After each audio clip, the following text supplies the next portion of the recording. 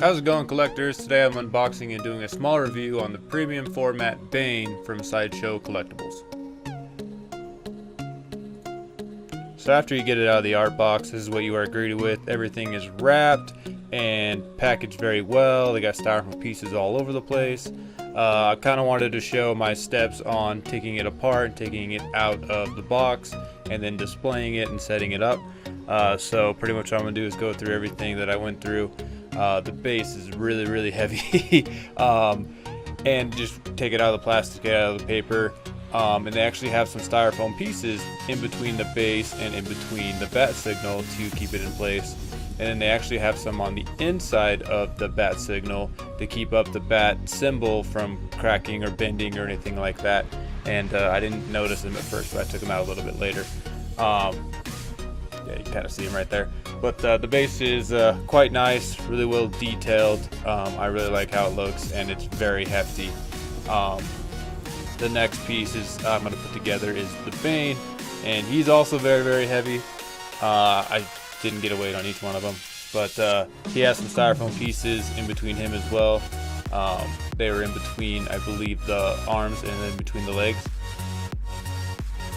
So at first glance with the statue, the first thing that I notice is the color application and the color in the veins, and then the back part of the neck. It's just so bright and purple that is the first thing you really notice. You also got the mixed media, so the pants are a fabric, and then everything else is sculpted. Putting it on the base is very simple. The left foot just goes into a hole, and then the right foot kind of just sits on top of the bat signal. You just put it in place really easy.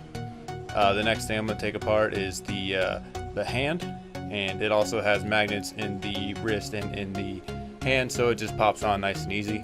The detail in the glove and the hand and the fingernails look amazing, especially in the fingernails, the dirt and grime on the inside of it. And then I'm going to switch and go to the next hand as well. Go ahead and put that one on as well. Same thing, just the right hand.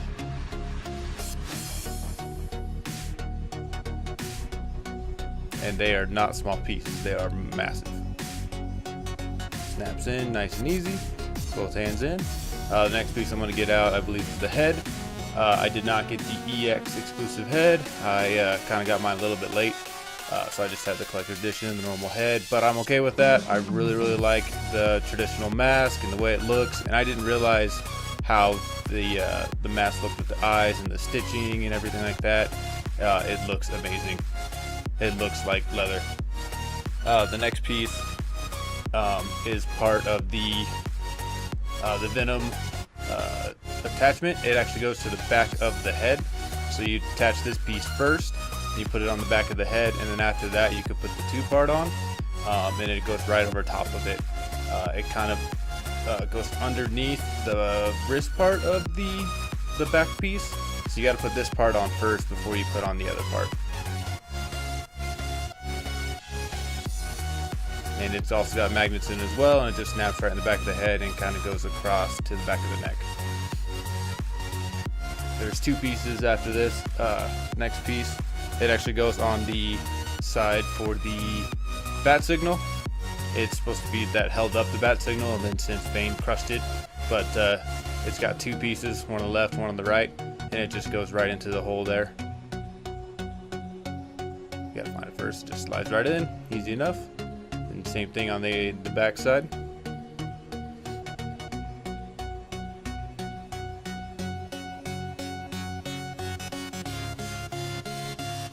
Nothing to these pieces really.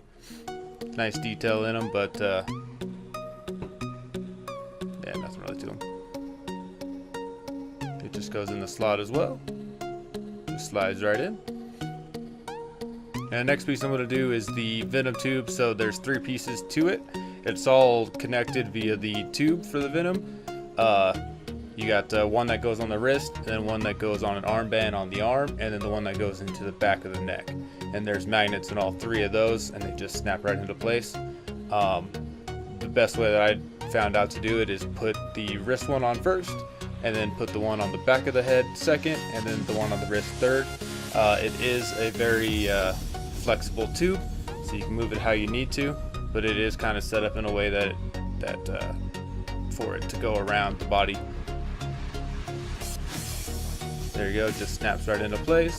Then you put it into the top as well. It overlaps that first piece that we put on the back of the head, and then it just snaps into the wrist or the arm. With everything assembled, this is how it looks. Looks amazing. The detail, the color, the mixed media, everything on this piece is amazing, and it is heavy. It is huge. It's awesome. Love everything about it, especially the Venom tube that goes around. They did a really good job on that. The design and little intricate details in the Venom wrist controller and in the hand looks amazing. You can't really, it all looks like leather. You can't tell that it's all sculpted. Same thing with the rest of the body going around.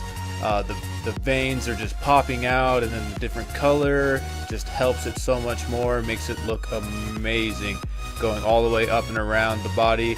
The head, it looks like a leather mask, the way they did the detailing, the way they did the color. And I really like what they did with the eyes. You got that metallic that's looking back, it's actually reflective.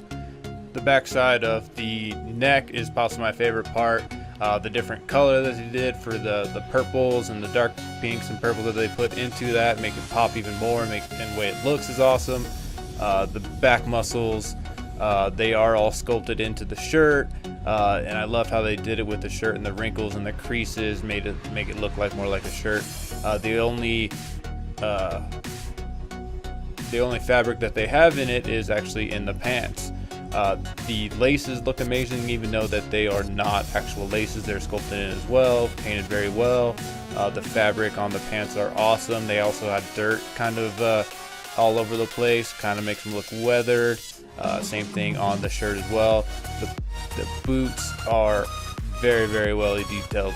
They are very detailed all the way, the different types of metal and leather and weathering and dirt, and the design.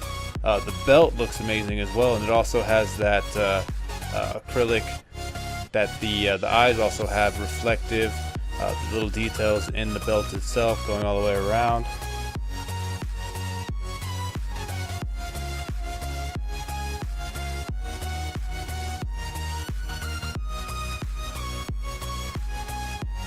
The veins popping out of the body look amazing. The color makes it pop even more.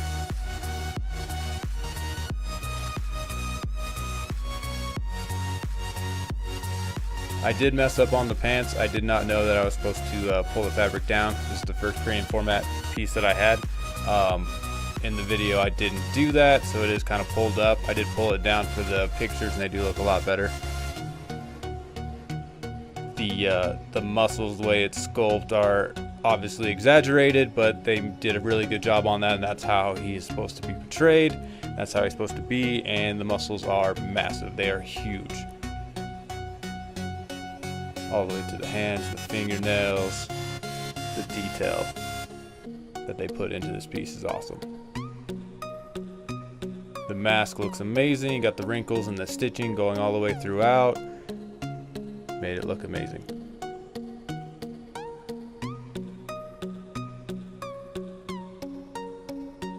From the base to the head is about 23.5 inches tall, and depending how the Venom tubes are set up, it's around 25 inches tall.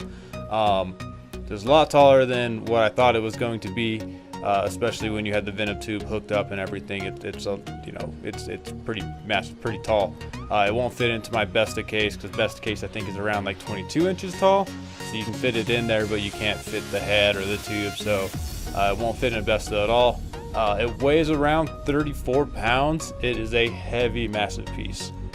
And that was my quick, real fast unboxing and review of the premium format Bane statue. Hope you guys enjoyed, and I'll see you guys in the next one.